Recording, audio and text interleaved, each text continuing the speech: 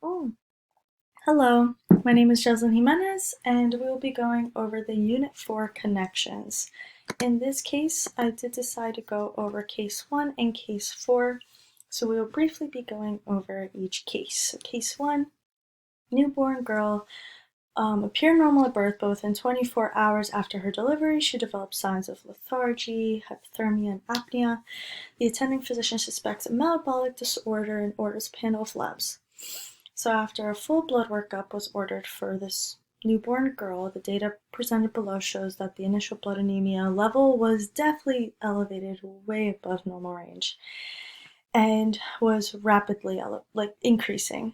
So first question is to discuss the normal mechanisms of an ammonia transfer in the body that should be occurring, including a series of enzymes, and to be sure to discuss the role of transamination.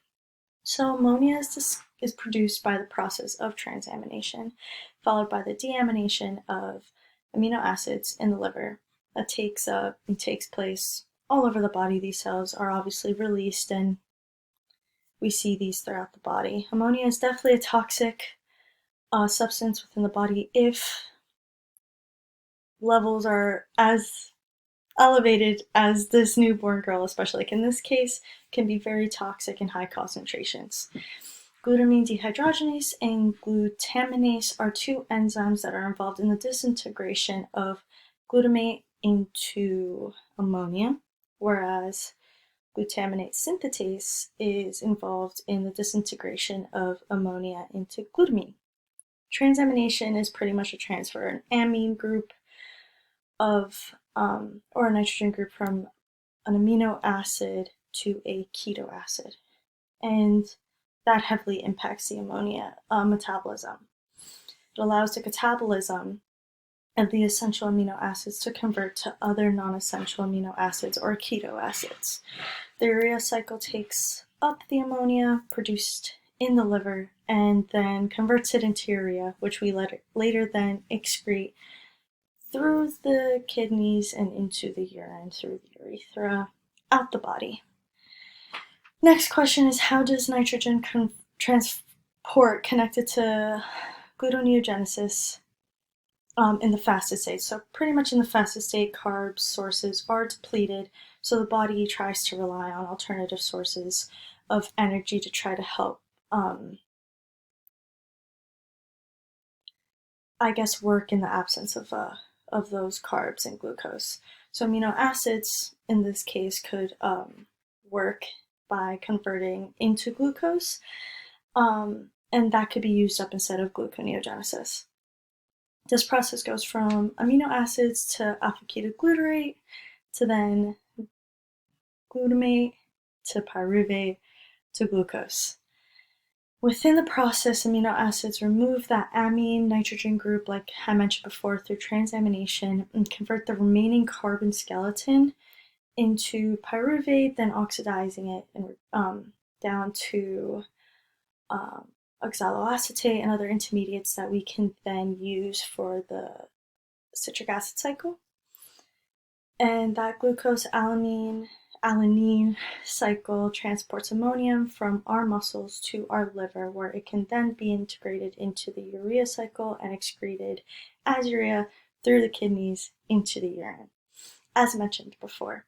So after further analysis, the individual where uric acid levels are elevated, question asks what urea cycle enzyme is most likely deficient and what urea cycle enzyme is least likely to be impaired, and justify your answer.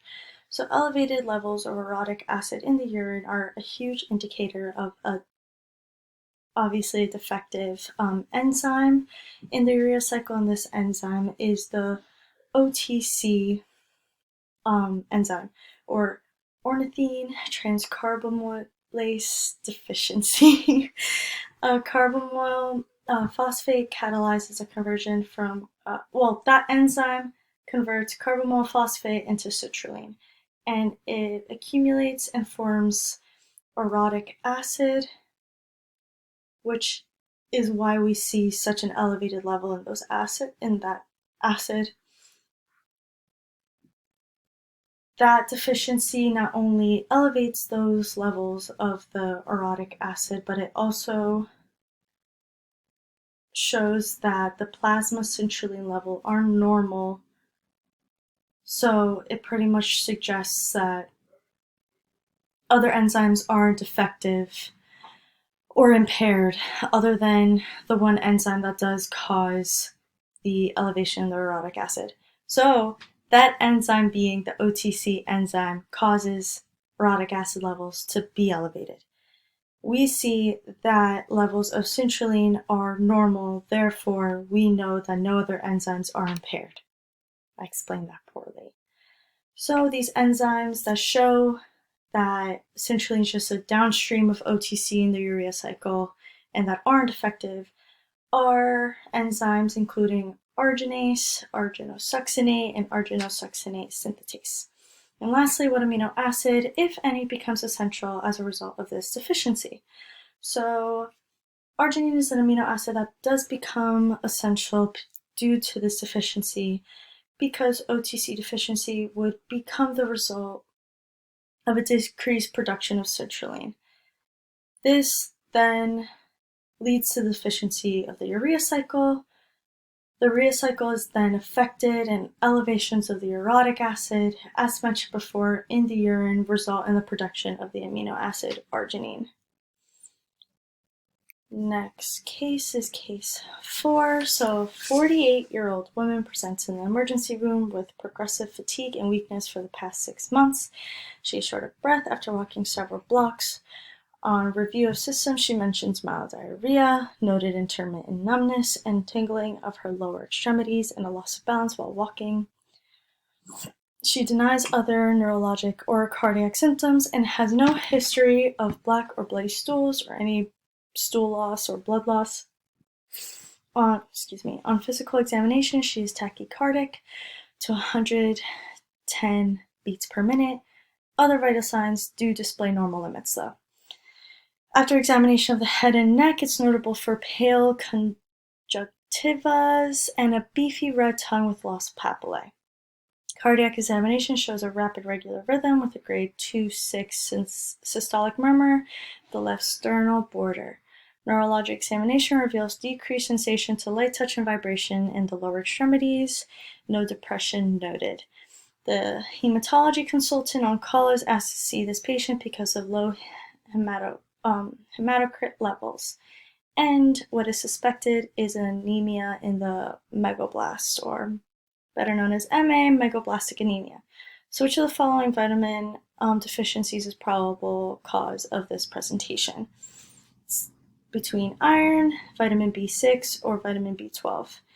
So megaplastic anemia, as it is suspected, is characterized as the presence of unusually large, structurally abnormal, immature red blood cells called megablasts. These are found in the spongy bone marrow. MA can be the result of deficiency in two vitamins, vitamin B12 and vitamin B9, or folic acid. These two vitamins are necessary for the synthesis of DNA, as they serve as building blocks to produce healthy red blood cells. Vitamin deficiencies resulting in MA could be probable due to poor diet or poor reabsorption in the gastrointestinal tract. So we can say that it is not probable that vitamin B6 or iron are probable causes, because iron aids in the production of red blood cells. It stores and carries oxygen throughout our body, so if there was a deficiency in iron or iron deficiency anemia, we would see that in a loss of number or reduced number of red blood cells. Whereas a deficiency in vitamin B6 can be a result of microcytic anemia, scaling of the lips, depression, confusion, weakened immune system, things of that nature. So those definitely aren't probable causes of this presentation. The next question is discuss how this vitamin deficiency impairs purine or pyrimidine metabolism. So a deficiency in vitamin B12 can result in a multitude of these impairments metabolically. Vitamin B12 affects purine and pyrimidine metabolism by lowering the supply of pyrimidine deoxythymidine.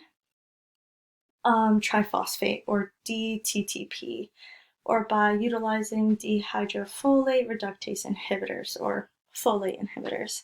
These inhibitors can reduce or diminish the supply of coenzymes needed for the thymidylate synthetase, which are all enzymes used in the metabolic process of purine and pyrimidine. Next question, lastly, is list any potential laboratory tests and findings that would result in your differential. So as mentioned before in the deficiencies, we mentioned the number of red blood cells. That could be obviously a probable cause. With iron deficiency, we know that MA, or megablastic anemia, is part of the bone marrow. So some laboratory tests that we could include are complete blood count, peripheral blood smear, and a bone marrow smear. So complete blood count obviously will display any low levels of hemoglobin, elevated levels of MCV, decreased white blood cells or platelets, things of that nature.